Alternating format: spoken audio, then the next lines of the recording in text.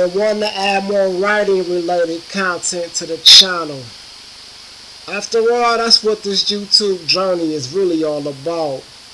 Even the video game stuff you see on here.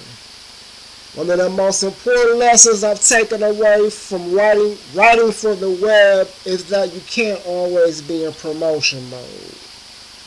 That building connections by sharing content other people can relate to can be just as effective by simply showing that you're a real person, which in turn hopefully inspires those others to want to support you when you are in promotion mode. And how'd that work out for you, asshole? Don't pay Krampus no attention. This guy's the real Negative Nancy, reincarnated into the Christmas devil. However, Krampus does raise an interesting point. Maybe in revealing so much of my true self, this initiative has had the opposite effect by highlighting that my personality is so abrasive, so offensive, that it turns people off that makes them not want to support me. I don't know, that's just some thoughts I have. Anyway, I figured I'd use this opportunity for relative content to focus on one of my latest writing projects, and that is the Fetish Dictionary. If you're not familiar, the Fetish Dictionary is a 2-part anthology series that takes a deep dive into the world of kinkdom. A behind-the-scenes look, if you will, at the targeted sexual nuances many of us find ourselves obsessed with. I first got the idea for this project back in 2014. I was doing some work for a client in the internet pornography business. This client covered the game from A to Z, and these little kink categories served as the meat of their content. So right away I was thinking how cool it would be to spin some erotica that hit on as many of these little topics as I possibly could. I was able to start bringing these ideas to fruition about 3 or 4 years later. Had some other shit going on.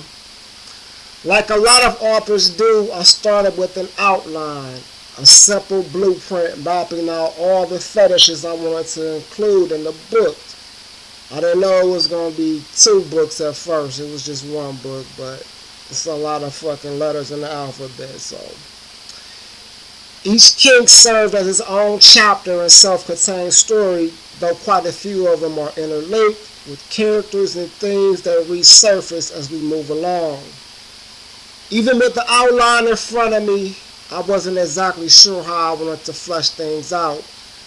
I certainly had no idea that it would be so dark. In a way, I guess that sort of makes me a pantser, which I recently learned is someone who literally makes shit up as they go. Overall, I wanted to show that sex isn't all fun and games. Yes, it can be heaps of healthy fun, but for some people it can be a tool, a coping mechanism, an addiction, even a weapon. Another theme I wanted to highlight is the very fine line that I personally believe exists between BDSM and abuse.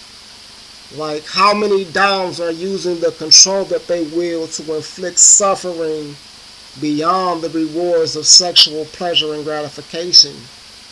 How many people find themselves on a submissive end of the paddle because of unresolved drama, or they just yet to realize their own self-worth?